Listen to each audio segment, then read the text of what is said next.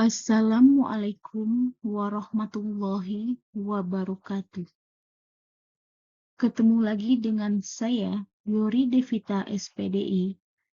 Kali ini saya akan menjelaskan yaitu materi tentang muamalah jual beli kelas 11.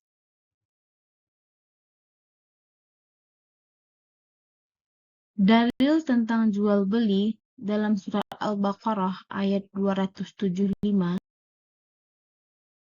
yang mana arti dari surat Al-Baqarah ayat 275, orang-orang yang memakan bertransaksi dengan riba tidak dapat berdiri kecuali seperti orang yang berdiri sempoyongan karena kesurupan setan. Demikian itu terjadi karena mereka berkata bahwa jual beli itu sama dengan riba. Padahal Allah telah menghalalkan jual beli dan mengharamkan riba.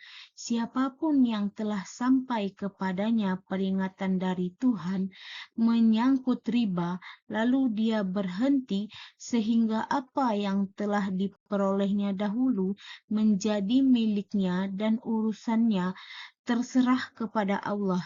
Siapa yang mengulangi transaksi riba, mereka itulah penghuni neraka, mereka kekal di dalamnya. Pengertian dari jual beli adalah menukar suatu barang dengan barang lain dengan akad atau transaksi. Syarat dan rukun jual beli. Yang pertama, penjual dan pembeli. Syarat penjual dan pembeli ini yang pertama yaitu berakal balik atas kehendak sendiri. Benda yang dijual dan dibeli. Syaratnya yang pertama, benda yang dijual dan dibeli dalam keadaan suci, tidak najis dan halal. Kedua, ada manfaatnya. Dan yang ketiga, barangnya diserahkan. Tidak sah menjual barang yang tidak diserahkan. Contoh, menjual ikan yang masih di laut, burung yang masih di udara. Yang keempat, barang tersebut merupakan kepunyaan si penjual yang diwakilinya atau yang mengusahakannya. Dan yang kelima, barang tersebut diketahui si penjual ataupun si pembeli, baik zat, bentuk kadar ukurannya, maupun sifat-sifatnya, sehingga antara keduanya tidak akan terkecoh. Dan yang C, ijab dan kabul. Ijab adalah perkataan penjual, misalnya, saya jual barang ini dengan harga sekian. Itu disebut dengan ijab.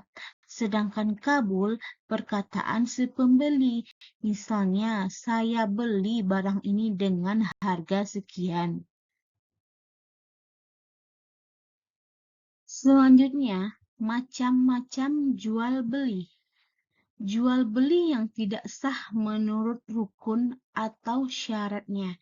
Contohnya, menjual air mani hewan jantan ataupun air mani manusia. Yang kedua, menjual suatu barang yang baru dibelinya sebelum barang yang diterima langsung dijual lagi. Dan yang ketiga, menjual buah-buahan sebelum saatnya dipetik atau dipanen sehingga dikhawatirkan rusak atau busuk. Selanjutnya, jual beli yang sah tetapi terlarang. Contohnya, membeli barang dengan harga lebih mahal daripada harga pasar dengan tujuan orang lain tidak dapat membeli barang tersebut. Dan yang kedua, contohnya, membeli barang yang sudah dibeli orang lain. Yang ketiga, membeli barang untuk ditahan atau ditimbun agar dapat dijual kembali dengan harga yang lebih mahal dan berlipat ganda. Yang keempat, menjual barang yang berguna tetapi kemudian dijadikan alat maksiat oleh orang yang membelinya. Dan yang kelima, jual beli yang disertai unsur penipuan dari pihak penjual ataupun pembeli. Setelah kita mempelajari jual beli, ada hikmah dari jual beli tersebut. Yang pertama, dapat memenuhi kebutuhan hidupnya. Yang kedua, dapat membuka peluang pekerjaan. Dan yang ketiga, dapat menggerakkan ekonomi umat Islam. Jadi, inti dari materi kita pada hari ini yang perlu kita ingat sekali, jika kita ingin melakukan jual beli, maka yang paling penting harus kita perhatikan adalah prosesnya dan jenis barangnya harus sesuai dengan ajaran agama kita agar kita tidak terjatuh kepada hukum jual beli yang diharamkan oleh agama kita. Sampai di sini dulu penjelasan materi untuk hari ini. Terima kasih sudah bisa mendengarkan dengan baik dan semoga kita semua paham dengan materi ini. Insya Allah akan kita sambung dengan di lain waktu dan di lain kesempatan. Terima kasih. Assalamualaikum warahmatullahi wabarakatuh.